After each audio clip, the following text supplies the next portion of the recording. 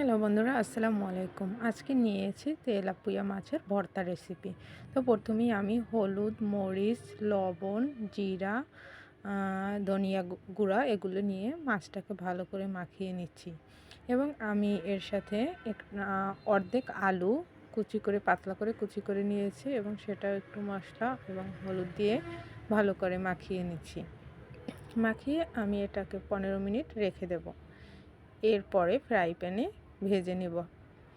মাছটা পুরো কড়া করে ভাজবো না, আমি মাছটা মোটামুটি হালকা করে ভেজে নেব এবং এরপরে দিয়ে দিচ্ছি কুচি করে রাখা আলুটা একেবারে ভালোভাবে সেদ্ধ করে ভেজে নেব। মাছ ভাজা হয়ে গেছে, আমি কিন্তু মাছটা হালকা ভেজে নিয়েছি।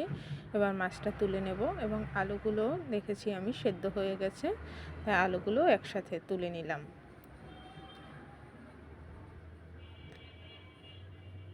এরপর আমি দিয়ে দেব শুকনো মরিচ। আমি 6-7টা এখানে শুকনো মরিচ দিয়েছি এবং পেঁয়াজ কুচি দিয়েছি।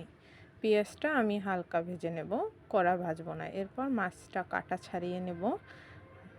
দুটো মাছই সম্পূর্ণ কাটা ছাড়িয়ে নিলাম। এরপর পেঁয়াজ কুচিটা আমার হয়ে গেছে, পেঁয়াজটা আমি হালকা ভেজেছি। এবার পেঁয়াজ তুলে নিব এবং যে মাছটা জুড়ো করা মাছটা ওইটা আবার একটু হালকাভাবে ভেজে নেব, তাহলে আর মাছের একটা গন্ধ, ওই গন্ধটা আসবে না। আর আমি যেহেতু আগে থেকে সব মশলা দিয়েছি তাই কোনো রকম গন্ধ ছিল না। তো এবার আমি পরিমাণ মতো মরিচ নিয়ে নেব। তো আমি প্রথমে 3টা মরিচ নিয়েছি।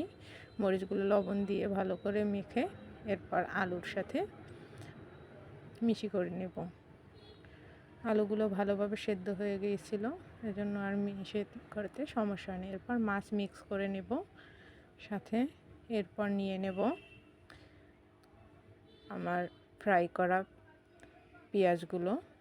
তো এখান থেকে পেঁয়াজ আমি সম্পূর্ণ নিইনি, পরিমাণ মতো নিয়েছি। এবার একটু ঝাল কম মনে হয়েছে, সেজন্য আর একটা আমি মরিচ নিয়ে নিয়েছি। এবার দিয়ে দেব ধনেপাতা, পরিমাণ মতো ধনেপাতা দিয়ে দিয়েছি। এবার এই সবগুলোকে একসাথে ভালো করে মিক্স করব।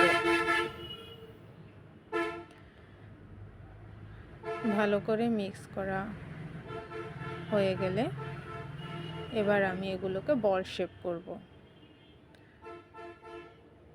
সবগুলোকে বল শেপ করে নিয়ে নেব। এই যা আমার বল শেপ করা হয়ে গেছে, দেখুন কতটা লোভনীয় হয়েছে দেখতে। আপনারাও কিন্তু তৈরি করে খেয়ে নেবেন।